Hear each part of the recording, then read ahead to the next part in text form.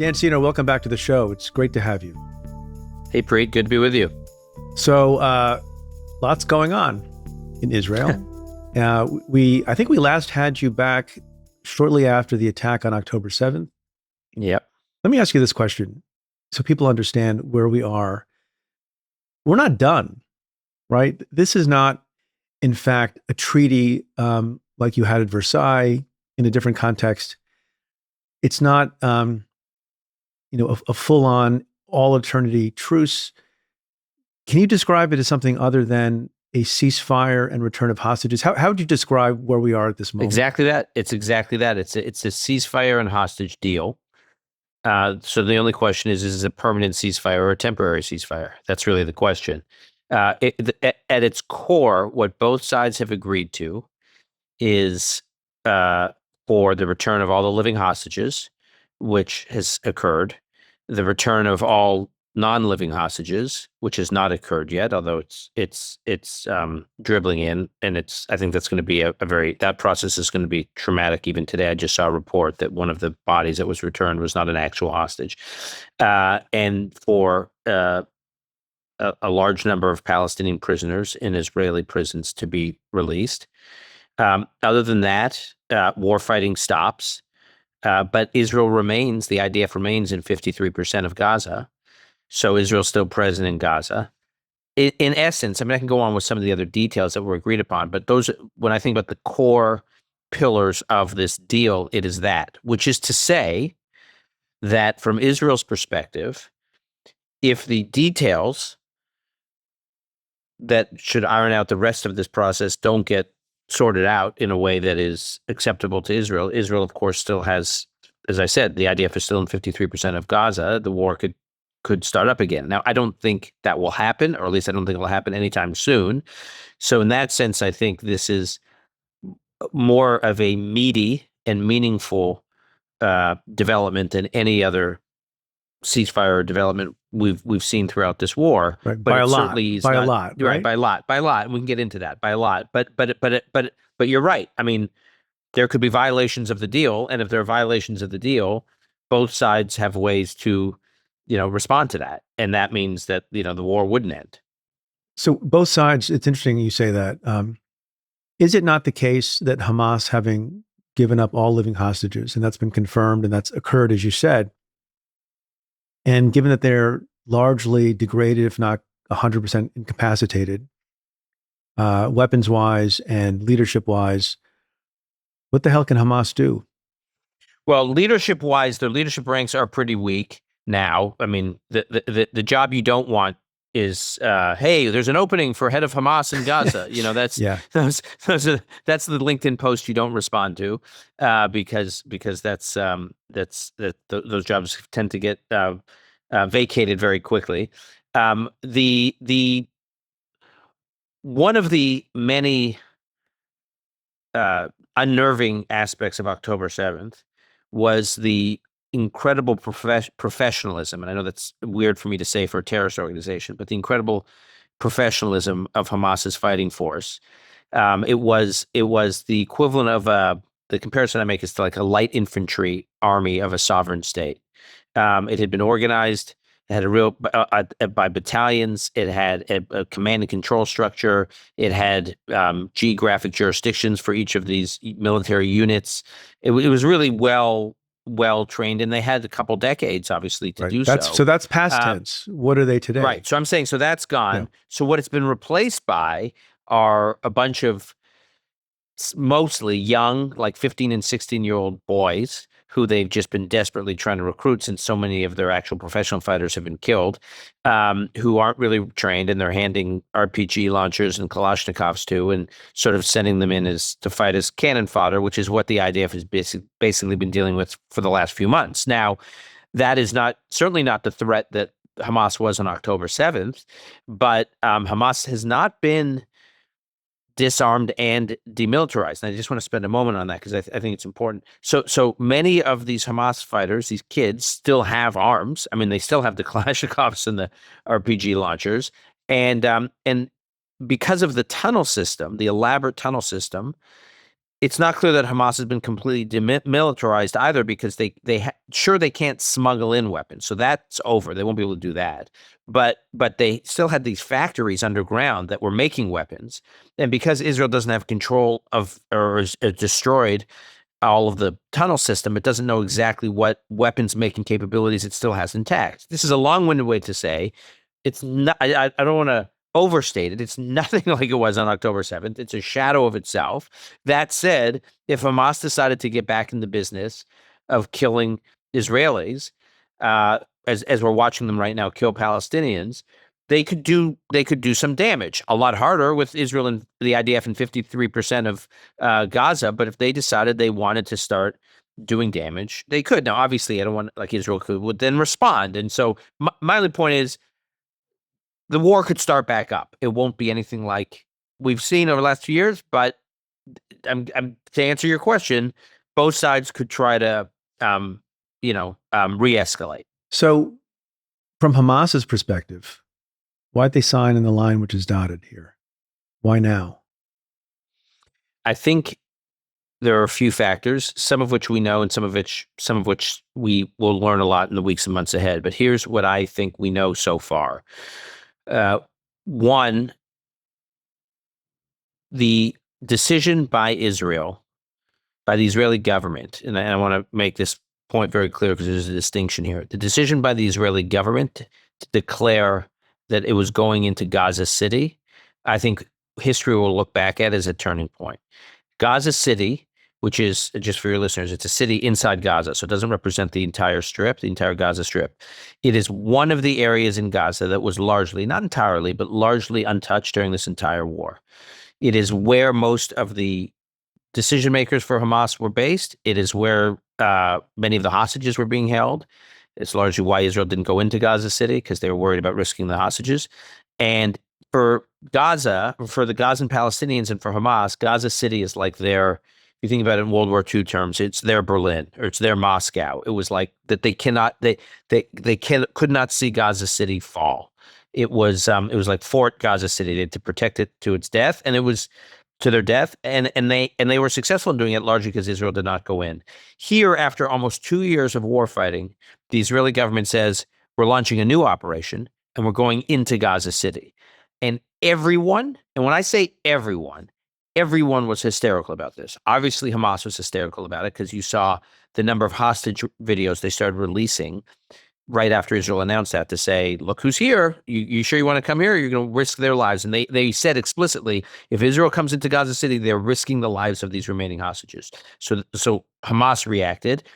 The international community reacted. You had virtually every European government, the UN, everyone saying Israel cannot go in to Gaza City. You had much of the Arab world saying Israel cannot go into Gaza City. And what got the least attention, but I think was the most important, is Israeli society was divided on this. You had, I saw some surveys that had a majority of Israelis saying we should not go into Gaza City. This war has to end. Israel, the risk to the hostages, Israel cannot go into Gaza City. And even the IDF chief was apparently arguing against going into Gaza City. And the Israeli government, again, totally isolated, on their own. Then Netanyahu said, we're going into Gaza City. Now, what do we know now?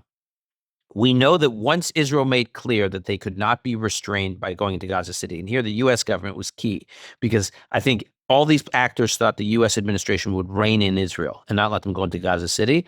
And the administration said, no, they have a green light. They can do whatever they want. Once Hamas realized they're coming into Gaza City, which meant two things. One, Gaza City was at risk. Gaza City could fall. And then Hamas is really, if they have any hope to live another day, if Israel takes over Gaza City, they control the entire Gaza Strip. And B, and this is the really uncomfortable part to talk about, it was the first time, and I got to be careful how I say this, because if it could be taken out of context, but I think the Israeli government conveyed for the first time to Hamas, the Israeli hostages are not the leverage you think they are. That you're telling us, by coming to Gaza City, we risk the Israeli hostages. Guess what? We're coming into Gaza City. And so I think that Hamas suddenly started to realize, wait a minute, we we're going to lose Gaza City. Our ability to restrain Israel is non-existent, or put pressure, or try to get others to put pressure on Israel to restrain itself. And the hostages, which we thought were an asset, may be a liability. So I think the Gaza City operation, Israel making clear was going into Gaza City, changed some of Hamas's calculus. I think, and this is counterintuitive, but I think history will also look back at the failed IDF operation in Doha as a turning point. So the narrative is that Israel tried to kill Hamas in Doha and it failed, and it was a setback for Israel. True. At the same time, another thing is true. When I spoke to officials in Doha, Qatari officials, when I spoke to officials in other Arab countries, in Abu Dhabi, in the UAE, in Saudi, there was a sense after the Doha operation was, yes, the Israel-Hamas war is controversial in the Arab world, but it's politically a problem for us in these other countries. But the actual violence and instability is actually quite contained at the Israel-Gaza border. And suddenly when the IDF flew in, launched an operation in Doha, by the way, 30, 40 miles away from, not even from the U.S. base there, the message it sent to all these capitals is the fire could start spreading in this region. Like, we think we're fine here in Abu Dhabi and Doha and Riyadh, and this thing could take weird twists and turns, and we need to wind this down. So I think that was a turning point. And then the third, I know the Arab governments, let's just say Qatar and Turkey, really, and Egypt to some degree, at that point were putting huge pressure on Hamas to do a deal. And then, to me, the biggest factor here was, and I don't know if it was a stroke of genius or a stroke of just like kind of rolling the dice and see what happens, but the U.S. and Israel became fixated on the idea that we are done doing deals where hostages get trickled out. Like in previous deals, there's a ceasefire, and then every week, a couple, period 6 weeks, and then and a few here and a few there, but we'll keep some. And the Israeli government and the U.S. government said, we're done doing that. The only deal we'll consider is all hostages out at once at the beginning of the ceasefire, not to see if Israel, quote unquote, complies with the ceasefire, but actually all the hostages at once. And the U.S. and Israel have been pushing that, and many people, including me, thought, no way, fool's errand. Like, there's no way Hamas is ever going to agree to that. And then the Arab governments started pressuring Hamas, for the reasons I said earlier, pressuring Hamas to do the deal, even if it was that.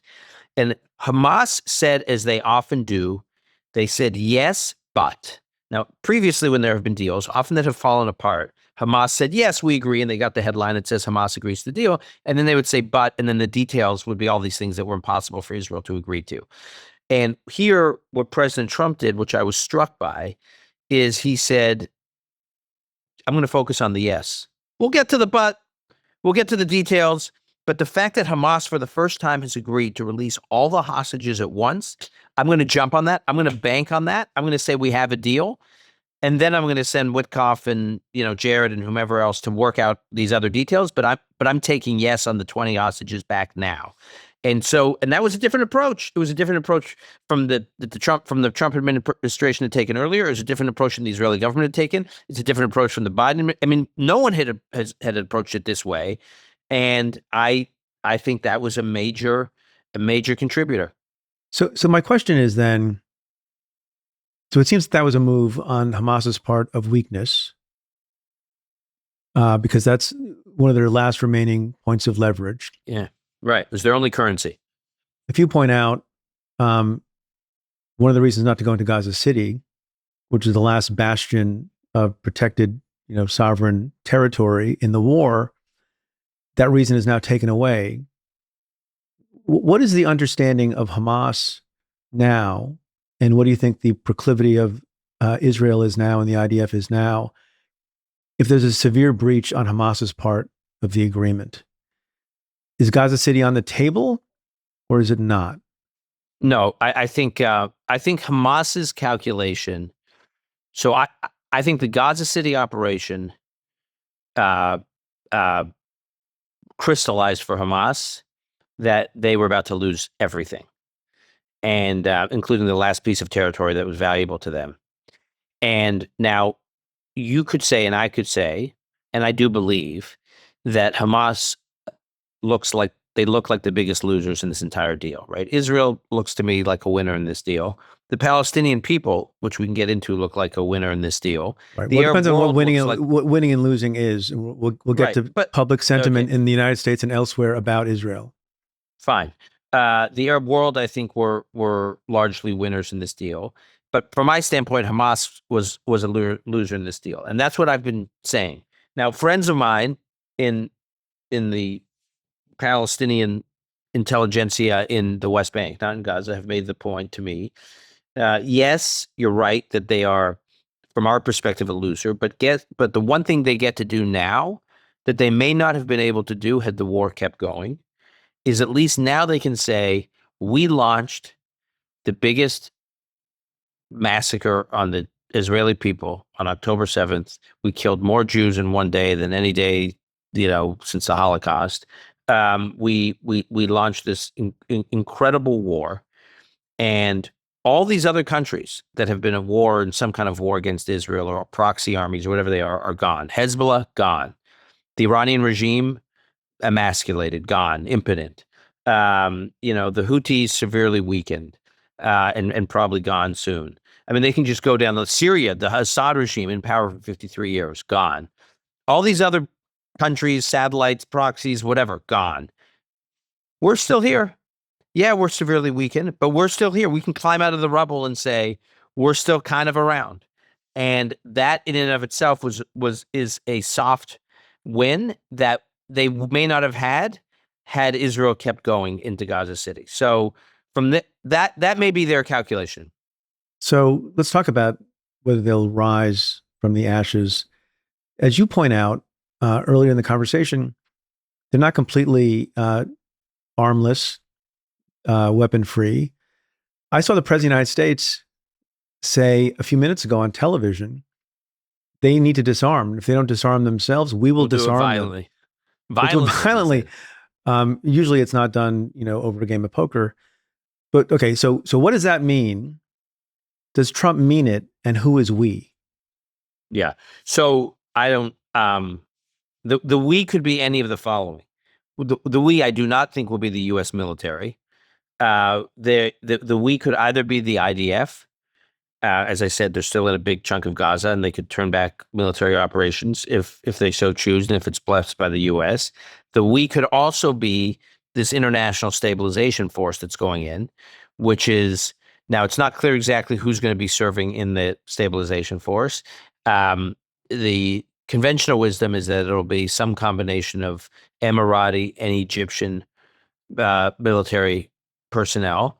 I think there's going to be other countries doing most of the fighting in the international stabilization force. I'm not sure exactly which, but I think they're countries that aren't on our radar. How large will that be? How large will that be? How large is it? They don't know yet. They don't know. I mean, if you think there's about 2.5, to 3 million people in Gaza, if you look at so the comp I use when I was working for the U.S. government in Iraq in 2003. So we were presented with a study by the RAND Corporation soon after we arrived in April of 2003 that showed that if you look at the history of successful occupations, U.S.-led successful occupations, going back to Germany and Japan after World War II, going back to the Balkans, I mean, you can just go to, throughout history, the average ratio of local population to occupational forces providing security and stability in successful occupations was 20-1, 20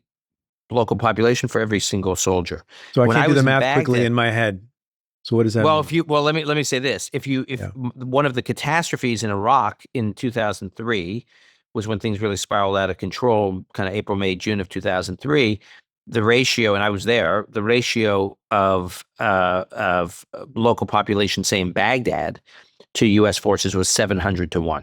So that was like a case study. If you don't have enough presence, you can't. So so I don't think it has to be 20-1 for the to have that kind of, because I don't think you need the kind of I don't think it applies to all of Gaza. I think there are pockets of Gaza that will need real security attention, and there are other pockets of Gaza that won't. In fact, one scenario here that the IDF is contemplated, and there are many who are champions of this idea, is if you look at the area of Gaza that Israel is staying in, so that 53%, is to start the rebuilding and the reconstruction and the empowering of local Palestinians in those areas right away. So you can create like pilots of what a normal non-Hamas civilian authority looks like that is protected by the IDF and protected by the International Stabilization Force. And then that could be a model for other parts of Gaza. So you don't have to wait on like to see what happens in Gaza City, which means you would only have to really apply this International Stabilization Force to small pockets outside of that 53%. So I don't know the exact numbers, but you're going to need tens of thousands. The bottom line is you're going to need tens of thousands of security personnel. And I don't believe that the Egyptian or Emirati people are going to be okay with their loved ones getting killed fighting with Hamas in Gaza. So I don't think they care about Gaza. I don't think they really care about the Palestinians. They certainly don't want their sons and brothers and fathers dying in Gaza to help the Palestinian people. So that this to me is one of the real quirks here in terms of figuring out who the hell is going to be doing this actual, because someone's going to have to go into Gaza day to day and be willing to confront Hamas as it tries to reassert itself. What is going on with these reports that members of Hamas are carrying out summary executions in Gaza and in the streets? What is that about? What is being done about it? Do the Israelis have a stake in it? What's going on is so Hamas is trying to reestablish itself as we're still in charge here. Yes, we look severely weakened. Yes, we look like we just lost a war. But back to my earlier point, they want to climb out of the rubble, say we're still here, and not only are we still here, we're still basically in charge.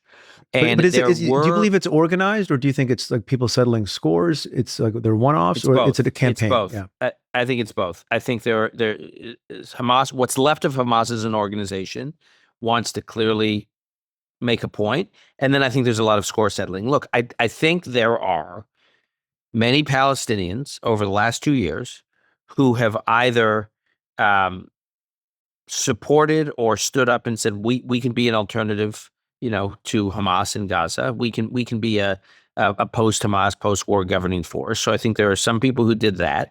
I think there are other Palestinians who may have cooperated with the Israelis in some way. So either way, Hamas is saying we now have to make a statement, and anyone who cooperated with Israel has to be killed, and anyone who tried to build an alternative political movement in Gaza, alternative to Hamas, has to be killed, or anyone who may have supported a political movement that was rising up has to be killed. So they're going about it, and these summary executions are chilling. I don't know if you've seen any of the videos, but obviously the press is less interested in those now because it's not cut down Israelis. On that kind of viewing. Yeah, but they're chilling to watch, and so this is I actually worry, Preet, that this stuff can spiral out of control, the summary executions, and so and take on a life of its own, and suddenly the impression will be that Hamas is back in charge, and everyone should be fearful of them and shouldn't cooperate with anybody, the International Stabilization Force or anyone else. So I don't think we have a lot of time in letting that, carry on. Can you tell our listeners who is Marwan Barghouti? He's a prominent Palestinian leader who was arrested, who was put in an Israeli prison. I don't know, some 20 years ago. I can get the exact year. He was viewed both as one of the architects of many of the terror attacks against Israelis over a number of years. He was also he's very articulate. He's very charismatic. He has a real following among the Palestinian people as like a serious political leader, public intellectual. He's in Israeli prison. Right. He's in Israeli prison. So he wasn't. And they want him out. Hamas wants him out as part of this deal, and Israel said no. Israel vetoed that. Why is that? Because he's a dangerous. First of all, unlike he's a the other dangerous folks, combination. No, but he has a real political following. He's a dangerous combination of someone who's a monster and could instantly become like the new Sinwar, the new like have a hold over the Palestinian people because of his combination of like I said, he's a monster in terms of what he's done, the slaughtering he's been responsible for, and the public connection he has with the Palestinian. Come back to my earlier point, Preet. If we're serious about de-radicalization, the last thing you want to do is suddenly embolden and empower someone like Marwan Barghouti. You want to move in the opposite. So I don't know a lot about this man, but there are people who are not insane who have advocated for his release and think that he could provide some leadership, not in the way that you describe. Are they off base?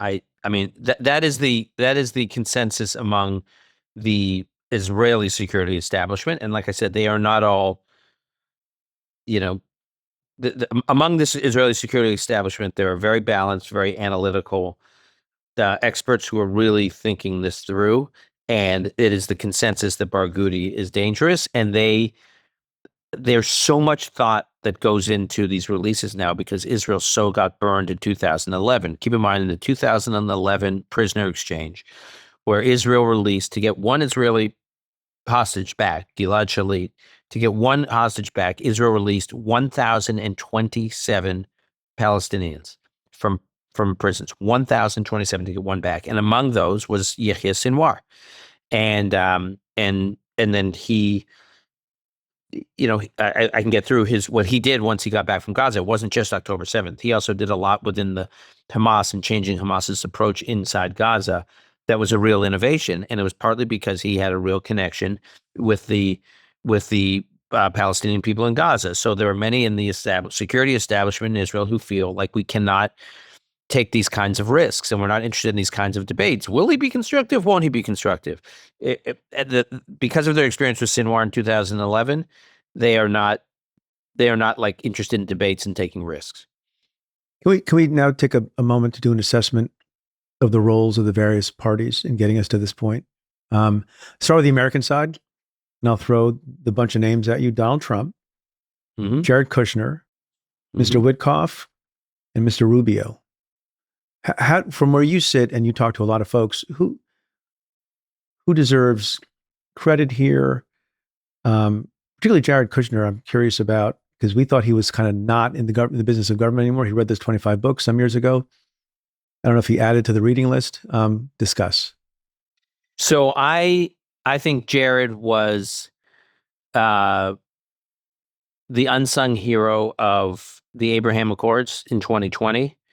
And I don't think they would have happened without him. And I think he was the unsung hero of this deal. And I think he played a unique role. And Witkoff, too, played this role part of, but I think the combination of the two was critical for the following reason. Middle East leaders are very accustomed to American diplomats coming over saying, I'm here to solve this problem, I'm here to solve that problem. And they are people who have been working on these issues for decades, and they know these Arab capitals are very accustomed to these people coming and going, and they know that by and large, you know, with some exceptions, they know most of these people don't really speak for the president. Yes, they're a representative of the president, but they're not. It's not this like deep visceral connection that the president has with the diplomat representing them.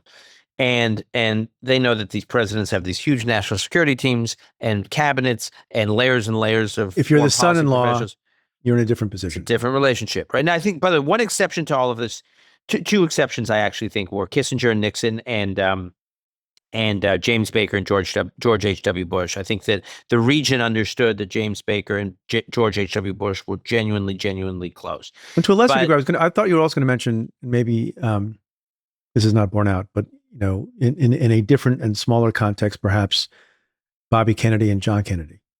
Totally. No, absolutely. Right. So that's it. So I know from Arab leaders from the first Trump administration, when Jared would go around the region, they just treated him differently because they know about how Trump feels about family, whether, you know, I know his relationship with family members and the extent to which he will give cover for family members and the extent to which he will when a family member says they're there to speak for the president, they know it's that it's a different setup than just some undersecretary of state rolling in. And so Jared, I know there was this perception for the last few months that Jared was kind of out of this Trump term. He was in the first one, but he was out of this one. I did not believe that was going to be the case. I knew that was not going to be the case. I knew he was going to be involved with Witkoff. He and Witkoff are very close. Witkoff, and Trump, the three of them are very close. Jared was involved with, and wasn't the decision maker, but he was very involved with the president's decision to appoint Witkoff. And so Jared was very involved working with Steve and kind of traveling to the region quite a bit quietly. And then Jared stepping in when he stepped in was to, given all those other factors I said earlier that were kind of lined up, then Jared coming in and saying, now's the time. And I'm here to tell you it's the time. And I'm so committed to telling you it's the time that Witkoff and Jared are going to sit with Hamas and tell them that directly.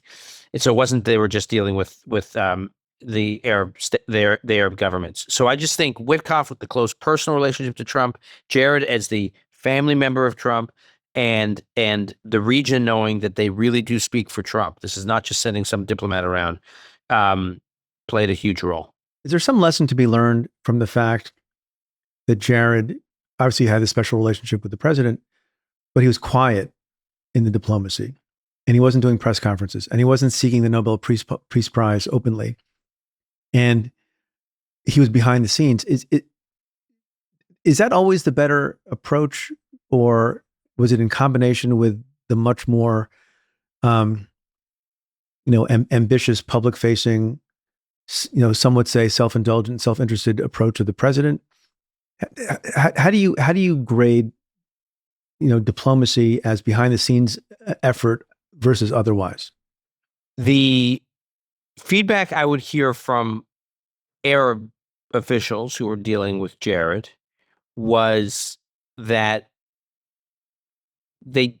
as he was working with them, and he was spending a lot of time with them in ways that never got reported, and obviously there was never these scenes of the massive State Department, military plane landing in Riyadh or landing in Doha, and the official coming off and making a press statement. There was none of that. It was just like he would slip in and out of these places over the last few months and have many conversations. And the impression that the characterization I would hear from these Arab officials was, it wasn't like Jared was narrating the process publicly. Often you get from these government officials, they're like narrating it, like, we just had a good meeting, here's what we discussed, or we're about to have a good meeting, or this is what we hope to accomplish, here's the readout, and here's the, or if they don't do it, or they don't do it officially and on the record, then there's all this leaking, and they just, this took some time to get to the point that we were at, and the narrating just undermines it, because then the leaders in these governments have to be responding to the narration, and the narration kind of shapes the mood and shapes the conversation, and that's what they're responding to. And with Jared, they just had this direct line, and from their perspective, they might as well have been talking to the president when they were talking to Jared. And Trump, by the way, himself, yes, he has these big, boisterous, declarative statements, but the reality is he wasn't really narrating much throughout this. I mean, from time to time he would say things, but he'd put out these posts, but he wasn't really narrating it the way we think of when, and this is, by the way, I think I have some issues with how the Biden administration handled some of the year that they were in office for much of this, but I, generally speaking, I think they did a lot right, but I do think there was too much, there was too much they were playing out publicly that was unnecessary, and I think it undermined the process. So in that respect, Preet, I think the quiet diplomacy, super low key, you're never going to read about our conversations in the press, you're never going to read about me in the press, was extremely helpful. Yeah, I ask it to sort of in the larger context of having been told repeatedly and in leadership circles. And when they train folks, the saying goes, you can get a lot done and a lot accomplished if you're not looking to get the credit. And you have contrasting styles among this team. You mentioned Trump. How about Rubio in this?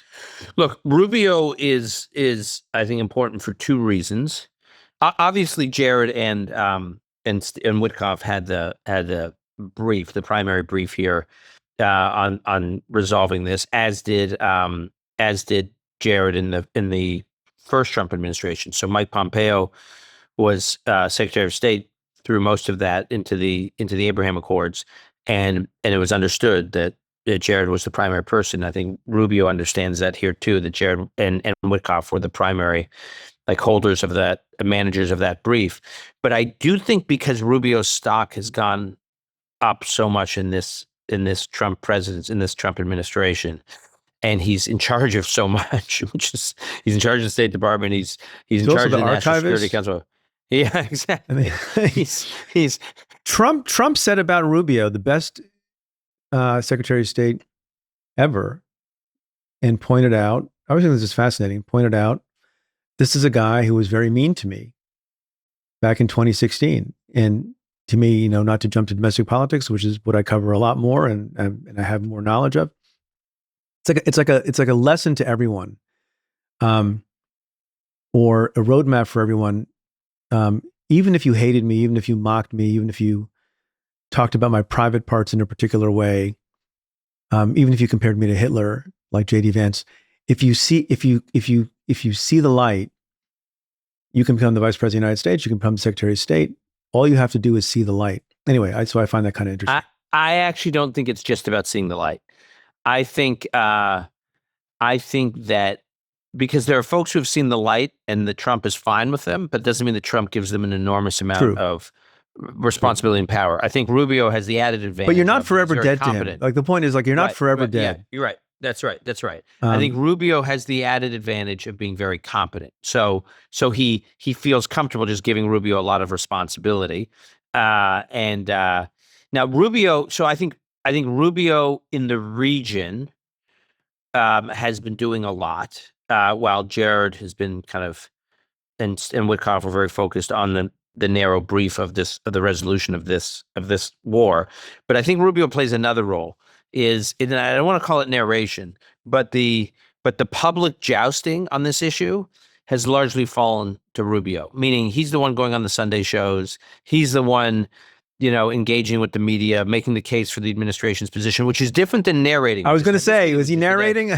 No, he wasn't narrating. Okay. He wasn't narrating. But for instance, when the European states all lined up supporting Palestinian statehood this past summer and into September, which was a extraordinary setback for ending this war. It was because it was at that time that Hamas was weakening and weakening and weakening, and the U.S. government felt that Hamas was about to fold, and then all of these European states came out and said we recognize Palestinian statehood with zero conditions. We recognize Palestinian statehood with no condition about release of hostages, and with no condition that Hamas leave Gaza. Nothing. We are just, Hamas basically stays intact. The hostages stay in Gaza. We will recognize Palestinian statehood, which sent a message to the world and to the Palestinian people that October 7th was going to be the Palestinian Independence Day. And I thought it was an enormous setback because the Hamas felt, well, wait a minute. Pressure is mounting on Israel here, not on us. We're actually delivering the goods. So why would we cave now? And Rubio went out on TV over a long stretch of time, just slamming this push towards the Palestinian statehood. So he did the kind of public, it's not jousting, but it's just making the administration's case for its position. And he was doing a lot of that public jousting in a way that I think was helpful in resetting the terms of where the debate was going. And two, I think Trump liked it. I think Trump liked watching Rubio go out there and make the case. So I think it strengthened Rubio in Trump's inner circle. You mentioned the Biden administration a few minutes ago. Like 2 or 3 weeks ago, I had Tony Blinken in your seat. And I'm paraphrasing. This was right when the plan had been proposed, a 20-point plan. And he said, more or less, this was the Biden plan effectively, and it was taken off the shelf. Fair statement? I think there are a lot of elements of the Biden plan in this plan. It's true it was taken off the shelf. The parts of the two most important parts that were not in the Biden plan was release of all the hostages at once up front, right away, from when the pen is signed, and two, Israel being able to stay in Gaza indefinitely for a very long time. And I think those two issues is what got Israel over the hump. I think absent those two issues, Israel would not have been comfortable doing the Biden plan. But I also think there was something else going on. I think that this required Arab world buy-in and Arab forces being willing to go into Gaza in some ways, I said earlier, regardless of, we can debate how much fighting they'll actually do. And I don't think near the end of the Biden administration, the Arab forces, especially the Emiratis, were prepared to go into Gaza on the back of a Biden plan. I've heard this from Emirati officials. So I think the Biden team worked on this plan, a version of this plan, but I don't think it had all the pieces that would have been necessary to get everyone involved, including the Israelis. And I think Hamas was just in a much different place at the end of the Biden administration than it is now. I mean, Hamas had much. I mean, there was no Gaza City operation. There was no Doha operation. There was no Iran, the war against Iran. I mean, just think, by the way, we haven't even talked about Iran in this conversation. I think June of 2025, Israel and the U.S. taking out Iran. You think about it from Hamas's perspective. Why did they feel so isolated? And it wasn't just that Israel had kind of taken over most of Gaza, with the exception of Gaza City. It's that all its proxies and sister organizations, all its sponsors and sister organizations were gone. Hezbollah, they couldn't count on from the north. Syria, they couldn't count on. Tehran, they couldn't count on. So I do think just saying this was our plan or a version of our plan, and we could have done it then, it misses how much had changed since Biden had left office that just changed the environment. You can't just do a counterfactual like that. You can't say, well, we could have done it sooner. Why did decision makers make the decisions that they did now versus then? There were a whole range of contextual factors that had changed. And, fairly or not, it just, a lot of these factors were not in place when Biden was president. So I asked Tony Blinken about this poll from Times Siena that found a majority of Americans voters now oppose sending additional economic and military aid to Israel. And sort of most dramatically, possibly, 40% of voters in America said Israel was intentionally killing civilians in Gaza, nearly double the number of voters who agreed with that statement in the 2023 poll. Multiple part question. What do you make of that? Was that any factor in getting us to this point? And third, what does Israel do to improve its reputation here and elsewhere? There's a lot there. I'm alarmed by what we're watching in terms of American public opinion in the poll you cite and others. Are you surprised? Alarm and surprise are different. Yeah. Am I surprised? There has never been a war covered in the media the way this war has been covered, right? I mean, there's never been a war that has been the intensity minute to minute. I mean, the only other war I can think of in modern history that has been covered in the press in this sort of omnipresent 360-degree 24/7 way was the Vietnam War. And there was no social media then. So imagine the Vietnam War with social media. Imagine the Vietnam War with TikTok. So this war has been covered like no other. Well, the Americans, there are a lot of bad things that happened in the Vietnam War on the American side. Are you drawing that parallel as well?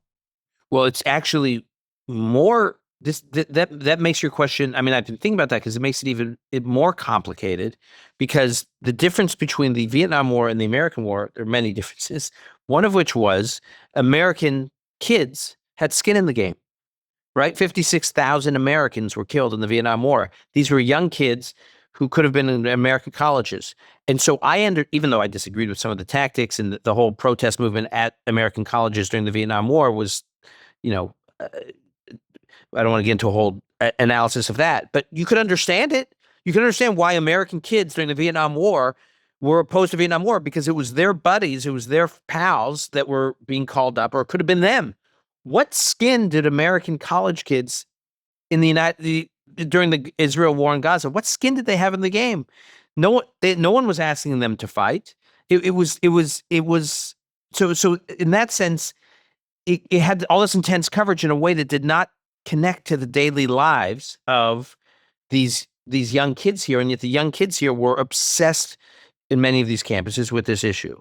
And I think there's something much deeper going on. This war had a cultural aspect that most wars don't have. Most wars, we talk about the Russia-Ukraine war, right? And I care a lot about the Russia-Ukraine war, and we follow the Russia-Ukraine war, but it doesn't touch the cultural nerve in our society the way this war did. There was something going on here that people cared about it, even though they didn't have skin in the game, even though they didn't know much about it, they'd never followed the issue. They somehow got really, really engaged. And I What think is we that? need What to is that stake thing? What is well, that I think thing? I'm going to be completely like Yeah. we're having a very frank conversation here. I think a lot of it is anti-Semitism that was beneath the surface.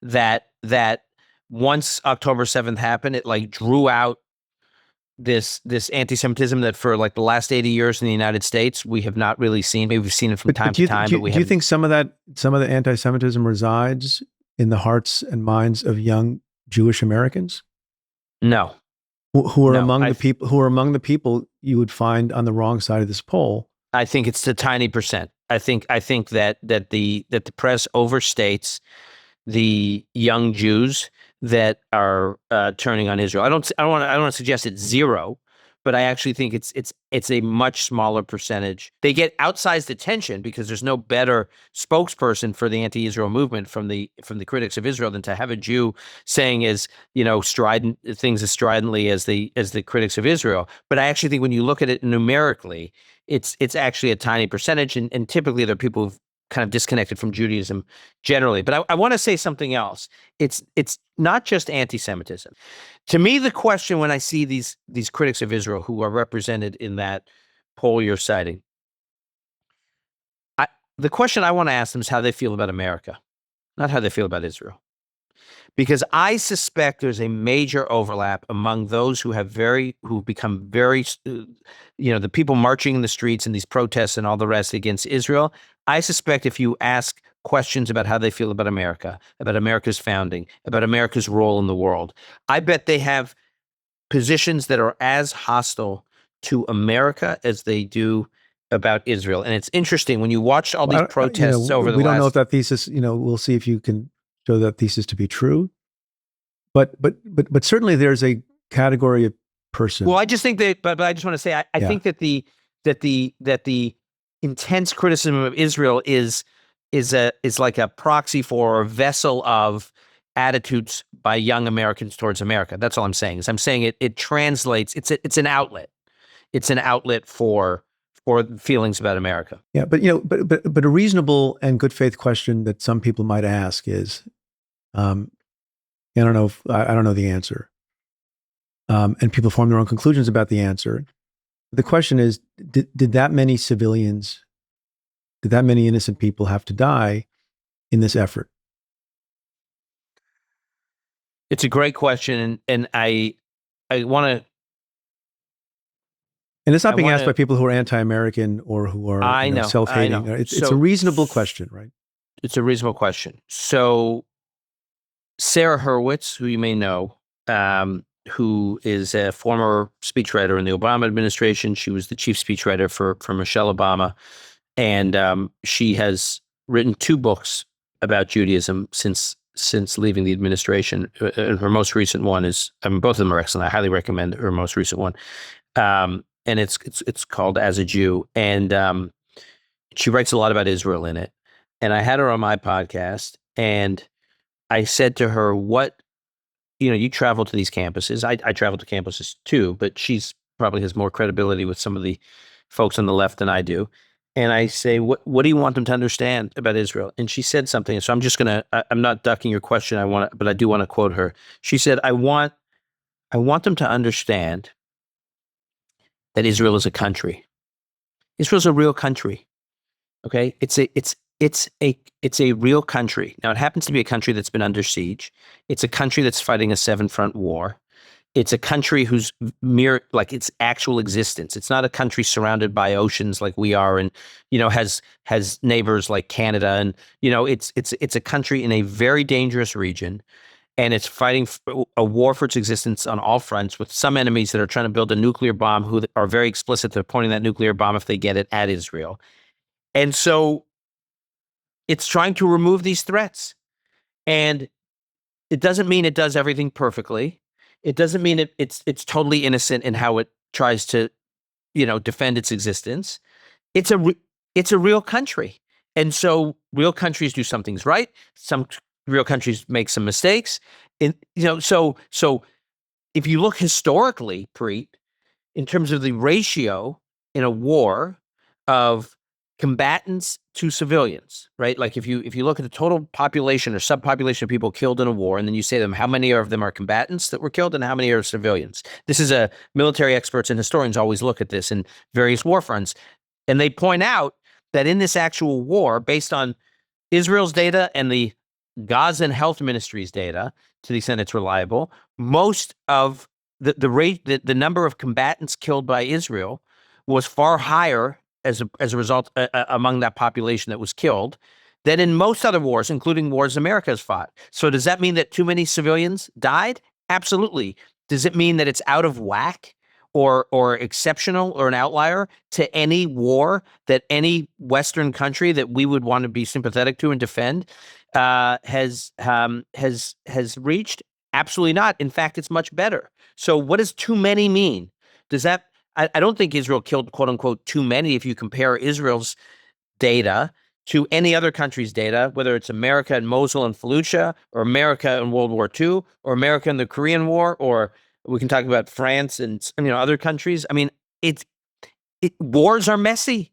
Wars are ugly. Civilians get killed. It's not like Israel sat there one day and said, we're going to turn the dial and kill more Palestinians this month. Like this is the nature of warfare. And Israel is a real country fighting for its life, waging a war in an urban environment, which is the hardest environment to fight a war in, against an enemy that is happy to supply its citizens, its civilians, to be killed.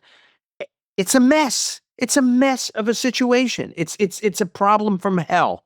So if critics of Israel want to tell me how they would deal with this problem in a less hellish way, I'm all ears. But to just say they probably have some suggestions.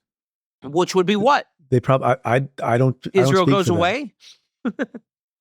I mean, no, really, it's an amazing. But they don't have suggestions. That's the problem. Is they don't actually have a concrete way of how Israel removes this threat in a very messy environment, surrounded by enemies, and therefore do even better than it was already doing in terms of the number of Palestinians, civilians it had killed relative to the overall population of those killed. I mean, here's one way to think about it. What made this war so unique is you have two enemies fighting each other. Now, in most wars, each side wants to impose as much harm on the other side's military as possible while protecting their civilian populations and their own militaries. Okay. So Russia, Ukraine, right? Like I'm not defending Putin here. I'm not apologizing for Putin at all. I've been a fierce critic of his, but I don't believe he actually wants the Russian people to die. I don't think he views it as an advantage, as a component of his strategy, that if a lot of Russians get killed, it can be used as a PR tool for us internationally. That is explicitly what Hamas was doing. They were saying we want to maximize pain and suffering for the Israeli military, and we want to maximize pain and suffering for the Israeli people, and we want to maximize pain for the Palestinian people because that serves us in generating international support for what we're doing. It's an impossible situation. It's a miracle that more Palestinian civilians weren't killed. I guess all I will say, and I don't take one side or the other, and I'm not steeped and expert in these things, but the examples you gave, let's take World War II, and lots of civilians were killed by the United States of America. We carpet bombed Dresden, Germany. We dropped atomic bombs on 2 cities in Japan. And before we even did that, we firebombed Tokyo. Yeah, no, right. Right. But even, 80 years later, it is a subject of good faith debate. People can have a view, and maybe there's a consensus view on the part of historians. Could the war have been fought without doing those things? Could the war have been won without doing those things? Could it have been won on the same timetable without doing those things? All I'm suggesting is I believe there is good faith debate even on those questions of how the US itself, our country, your country, my country, behaved in Germany, Japan, and other places, would you concede to these people that in the years going forward, there might be a good faith debate on this question with respect to this war as well? The key phrase you said there is good faith. Absolutely. The problem is, I A lot of can't people bad consider. faith. I know. Well, no, That's no, the no, no. It's not just that. It's not just that. It's that the discussion around this debate has been framed by terms like genocide, apartheid state. Like if that's how I you're didn't use that. talking, You notice no, I I didn't know you use that didn't. I know word. you Yeah. didn't. Which is why the way you framed it was actually I'm happy to have that debate and that discussion. I you know what I will say this, and this is me being less clinical and less analytical, and being a little emotional. Over 900 Israeli soldiers were killed in this war. Okay, as a percentage of Israel's population, Israeli society, more Israelis served fighting in this war than the percentage of Americans fought in World War II. Okay, it touched every part of Israeli life. But I think about those 900 plus Israeli soldiers who were killed, most of whom were killed after October 7th. After October 7th. Okay, so they were killed fighting in Gaza. If Israel was really committed to some kind of genocide, or even less than a genocide, had zero care for Palestinian civilians, they would have just done what we did in our firebombing of Tokyo, or what we did in our obliterating and flattening of Dresden. They would have just done it from the air. They have a very capable air force, as we've seen, and they could have flattened Gaza, killed everyone they needed to kill. And I'm sorry, that a lot of Palestinians got killed too. That would have been the safer, easier thing for the IDF to do. And today we'd have between 500 and 600 of those 900 plus Israeli soldiers alive. Okay, so I makes me crazy when I hear that there's some sort of intent by Israel to have imposed so much pain on the Palestinian people and to subject the Palestinian people to this human catastrophe, because they certainly made mistakes. And they certainly did some things I would have advised doing differently. And I'm sure even now they would have done differently. But on balance, they basically tried to fight this war as responsibly as possible. And if someone wants to have a debate about whether or not they lived up to that, or whether or not at a practical level things could have been done differently, I'm happy to have that discussion. But the beginning of that discussion can't be Israel has genocidal intent, because it's just intellectually unserious and actually deeply offensive. And I've had guests on the show who talk about what happened in Northern Ireland. And obviously, it's very different in other parts of the world where people learned how to live together. I seldom talk. My wife is Jewish. My mother-in-law was born in Tel Aviv, and so that's part of my family too. I guess let me end. Can we end on something positive? Can I just respond very specifically, Yeah. and then we'll end something positive? Yeah. Because I'm Jewish. I don't want to rush to the positive. I want to dwell on the on the negative a little bit. I want to say that I hear this Northern Ireland example a lot, and I think what I would ask your listeners to think about is what's distinctive about this war from virtually all these other examples in history that people point to is the Northern Ireland, the IRA. Terrorism was a tool. Terrorism was a tactic. What makes Hamas distinctive is it's not a tool or a tactic. It's actually its existence. It makes clear that its existence is to destroy and eliminate the Jewish people. They're not, when all these European countries were recognizing the Palestinian state in the summer and September, and they would say, like Keir Starmer and Macron, they would all say, "Oh, this is a setback for Hamas that we're doing it." No, it wasn't. They were not. Hamas is not against a Palestinian state. They're happy to have a Palestinian state. They just don't want a two-state solution. They want a Palestinian state Just the and one. no Jewish state. Yeah. Right. So no, I totally agree. You're dealing with a different animal here. That's all. Yeah, but I was trying to. So people who mention that tend not to dwell on the intractability of the Middle East problem, because that's not very hopeful. So say something hopeful about how this may pave a path to something more lasting in that region. I think we are about to see and I think it's going to happen more quickly than people realize. I think you're going to see relations normalized in the region between Israel and more countries. I think the three in to watch for are Indonesia, which is not directly in the region, but it's a Muslim nation. I think Indonesia, Syria, and ultimately Saudi Arabia. And I think once Saudi Arabia and Israel normalize relations, it is effectively the end of the Arab-Israeli conflict. Saudi Arabia is the most important country in the Middle East outside of Israel.